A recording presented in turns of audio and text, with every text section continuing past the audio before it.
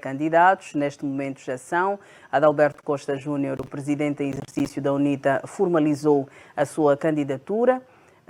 E Massanga Savimbi, filho do presidente fundador da UNITA, Jonas Savimbi, também já apresentou a pré-candidatura. Falta a formalização e a comunicação social está, de facto, a aguardar também por este momento, mas está formalizada a sua pré-candidatura a este Congresso da UNITA que vai acontecer no final do ano. Eu vou começar por si, doutor Lindo Bernardo Tito, porque a semana passada falamos sobre este assunto e o doutor dizia que haviam pessoas com vontade de se candidatar, mas que isto não iria acontecer porque a UNITA quer passar a ideia de que está tudo bem, que está toda a gente a favor do atual presidente. Não foi bem assim que as coisas aconteceram. O que é que nos pode dizer neste momento? Bom, Leda, muito obrigado. Boa noite a si, ao Dr. Bali e aos telespectadores da TV Zimbo. Bom, tenho de dar méritos ao Massanga pela sua persistência, determinação e, sobretudo, vontade de trazer para a UNITA aquilo que ele entende que é melhor para o seu partido. Porque só com esta determinação que levou o Massanga a vencer todos os obstáculos iniciais que lhe foram colocados. Mas havia obstáculos, entre os quais a persuasão de que ele não devia concorrer, devia ter a oportunidade dele, eventualmente depois das eleições de 2027, mas ele, compreendendo o momento atual da UNITA, decidiu avançar apresentando a candidatura. Dali a nossa... momento atual? Dali a nossa análise anterior de que provavelmente não haveria outro candidato senão o atual presidente para dar a ideia de unanimismo dentro da própria UNITA, ou seja, uma UNITA unida em torno de um determinado candidato. Mas Massanga também venceu uma questão importante, Qual? Que é o autoritarismo, o sentimento de pertença de alguns em relação à UNITA, né? Ele veio mostrar que, afinal, a UNITA é um partido de todos e todos podem concorrer desde que tenham condições e sobretudo, requisitos para tanto. Já vamos continuar a olhar a opinião do doutor Bali Chionga também. Já agora, bom regresso, doutor Bali. Boa noite. Sentimos a sua falta. Obrigado. Estamos a olhar primeiro para a candidatura de Massanga Savimbi, filho de uma referência incontornável da UNITA, Jonas Savimbi, apresenta a candidatura. Há alguns anos falou-se na possibilidade de Massanga candidatar-se, ele veio a público dizer que não iria fazê-lo e não o fez, de facto, mas neste momento já formalizou a sua pré-candidatura. Falta a oficialização. Que notas podem ser dadas a esta decisão, Massanga? Primeiro, boa noite a si, boa noite, doutor Lindo, e boa noite aos telespectadores. É bom estar aqui de volta e ter esse privilégio de fazer comentários sobre acontecimentos importantes. Eu penso que vai acontecer na UNITA, no Congresso, é um acontecimento bastante importante. Estamos a um foco muito firmado em relação às eleições e os candidatos, mas há muita coisa que vai acontecer, até a alteração dos estatutos. E, portanto, depois do Congresso da UNITA, vamos ver uma UNITA provavelmente diferente, até para enfrentar mesmo os desafios de 2027, porque essa é a missão dos partidos políticos, é conquistar o poder para aqueles que não estão na situação, manter o poder para aqueles que estão lá. Massanga Savimbi, no fundo, representa um pouco o grito da juventude no espaço político global. Não é só uma questão da UNITA, é no espaço político global. Aliás, já vimos, como por exemplo, o jovem Américo no Bloco Democrático a ser vice-presidente. E, portanto, nós estamos a ver cada vez mais jovens envolvidos com a política. E isso, eu pelo menos sou muito a favor e acho que é muito positivo. O que é que acontece com a candidatura de Massanga Savimbi na UNITA? Primeiro, nós precisamos, enquanto africanos, e porque foram alguns ataques feitos a este jovem, temos de tirar a ideia de que o facto de alguém ter sido alguém ser filho de um presidente fundador, e mesmo que seja presidente do país por algum período, não tem o direito de ele próprio decidir candidatar-se. Na América nós aceitamos isso, nós podemos aceitar um Bush presidente pai, podemos aceitar um Bush presidente filho. Quando chega em África, é como se nós estivéssemos proibidos de correr para os nossos próprios sonhos e aquilo que sonhamos. E, portanto, Massanga Savimbi representa um pouco isso. 2. Na verdade, também é preciso dizer, aliás, a lista que a doutora Weba apresenta de 100 apoiantes, mas não é só isso, o 700 apoiantes, ainda um número muito significativo, obrigado, doutor Lindo, e não só o pronunciamento do próprio Adriano Sapinhala, muito antes a dizer, olha, nós já escolhemos, aquele que tentar fazer uma escolha é sinal de que as coisas não estão tão bem.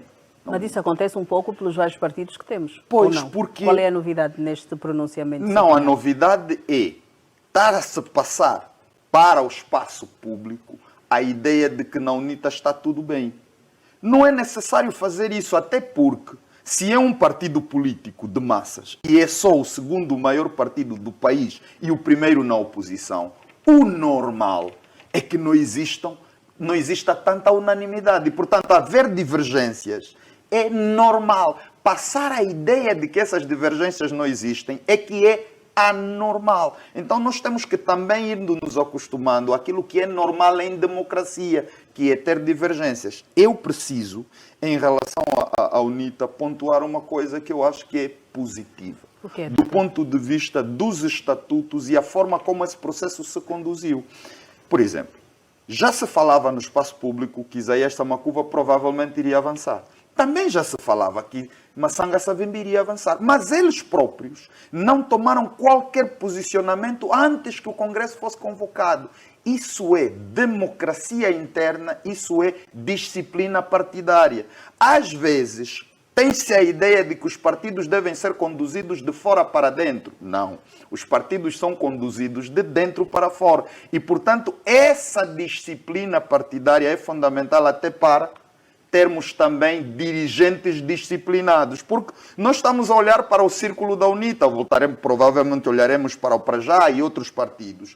E temos a ideia... o próprio MPLA também. Pois, o próprio MPLA. E temos a ideia de que aquilo que os militantes fazem internamente vão fazer diferente quando estiverem noutros ciclos. Não, é completo. Ou seja, um militante indisciplinado é consequentemente... Mas o que é um militante indisciplinado, doutor? Um militante indisciplinado é aquele que não cumpre os estatutos, porque os estatutos, para além dos órgãos, também determinam a disciplina partidária do qual sai o regulamento interno. Aliás, é assim nas empresas, é assim em todo lugar. Então, quando nós falamos de um professor indisciplinado, é aquele que não cumpre o regulamento da instituição.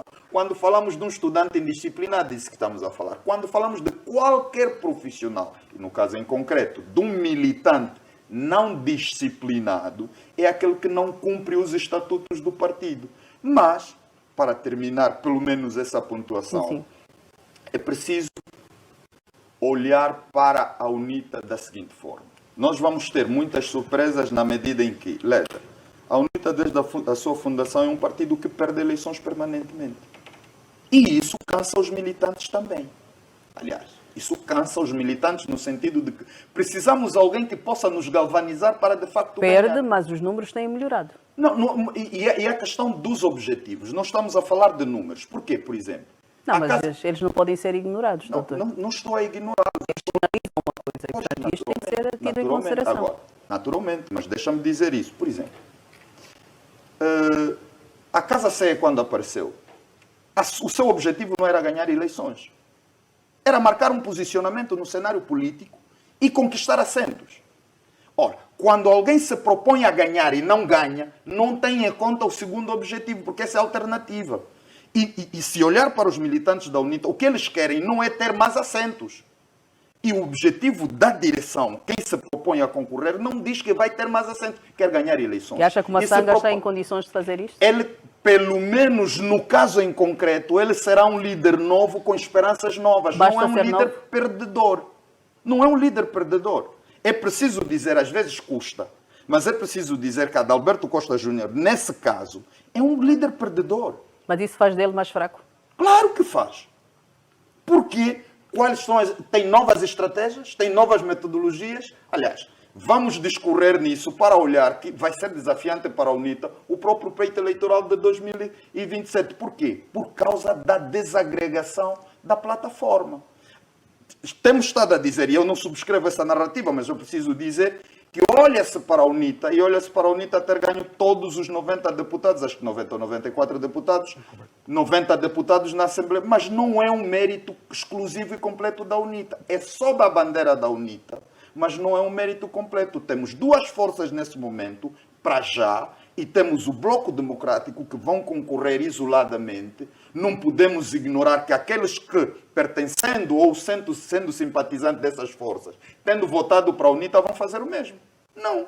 Então temos aqui desafios interessantes. Por isso é que eu digo, o Congresso da UNITA não é só um problema da eleição, é um problema da visão estratégica do partido para o futuro. É até uma questão de prestação de contas. Sabe que isso vai vir também à tona. E na UNITA já se fala, por exemplo, de utilização indevida de fundos. Então nós não estamos numa situação em que, claro, sendo um assunto da UNITA, estaremos numa situação em que o partido se vai transformar e procurar se preparar melhor para os próximos desafios, com os desafios internos que tem. Doutor Lindo,